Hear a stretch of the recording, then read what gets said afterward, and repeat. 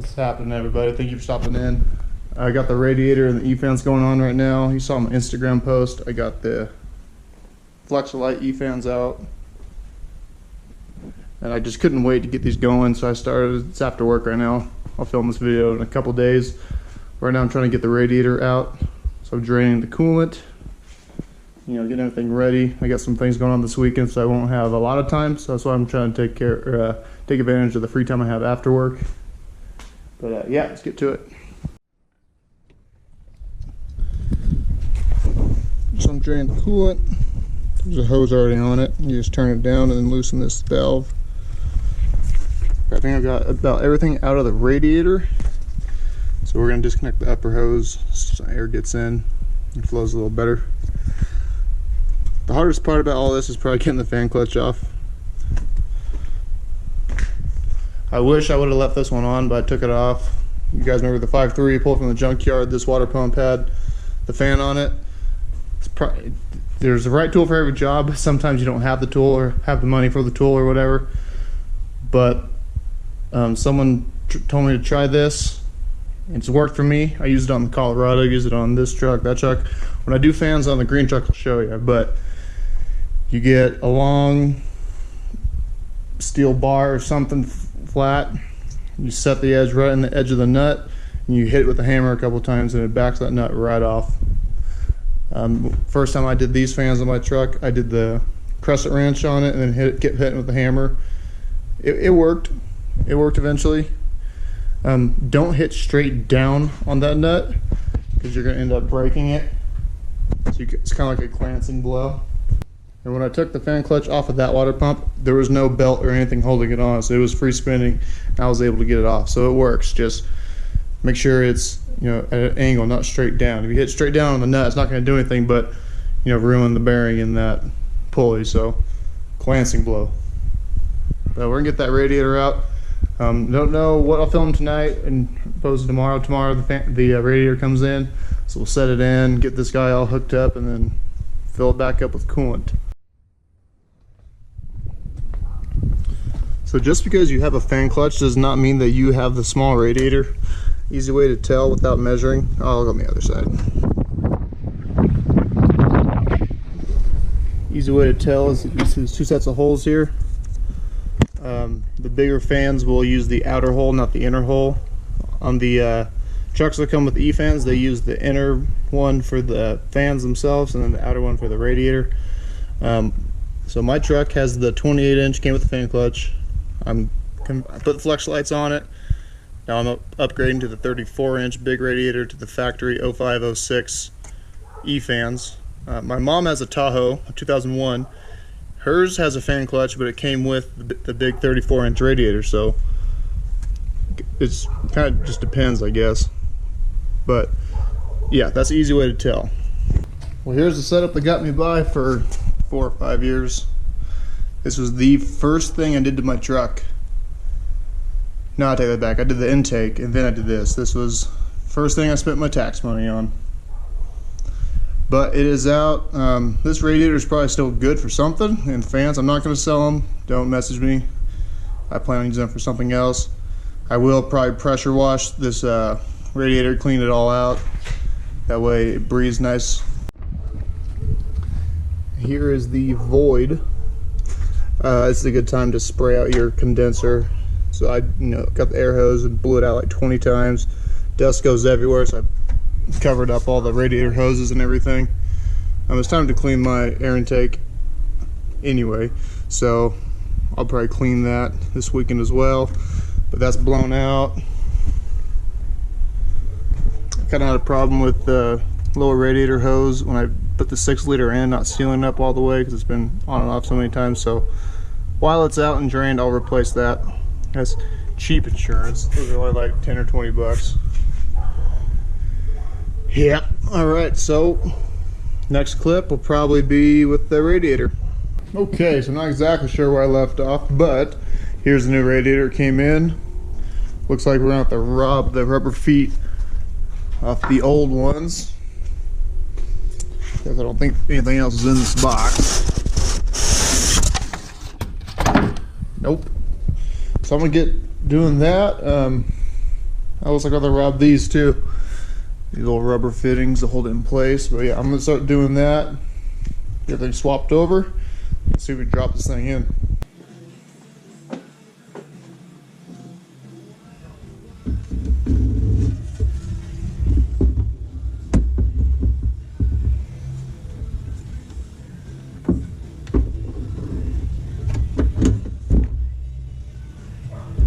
That's easy enough.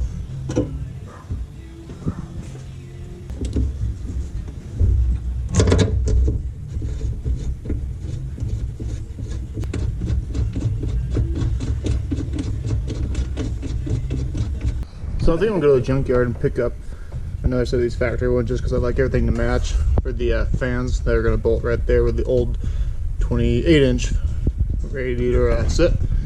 I had some like rubber matting right here. I just tore it out because it was super old and cracked, and this goes there now. But man, that thing is massive.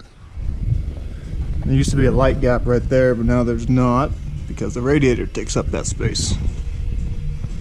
Yeah, that looks good.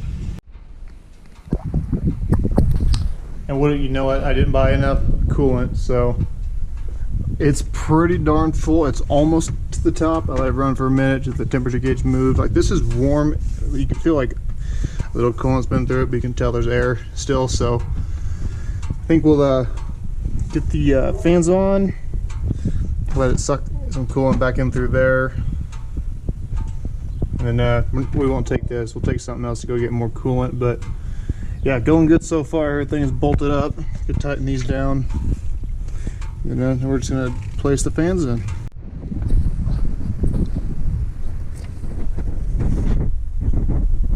Finished product for the most part. Have to trim this up a little bit so it'll close.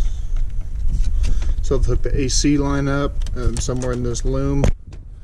I'm not worried about that yet because my AC doesn't work great, so I don't use it. Mounted the relays on the box for the cover for the PCM, ECU, whatever you want to call it. Grounded right here where it says to. So I guess the only thing we can do is let it run, see if they kick on or not. Hopefully they do. Here goes nothing.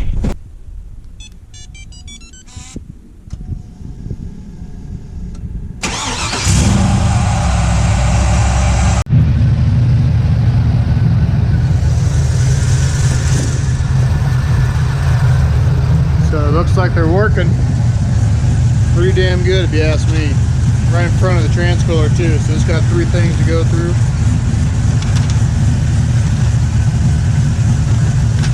Awesome, I'm very happy with that.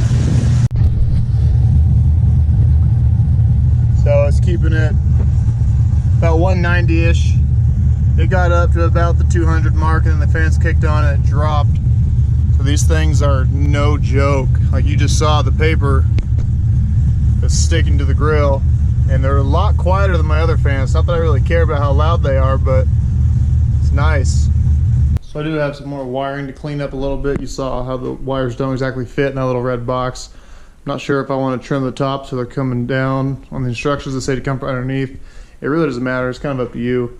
I might try and run it from the bottom, see if it looks cleaner. However, I can hide as much wire as possible is the way I'll do it.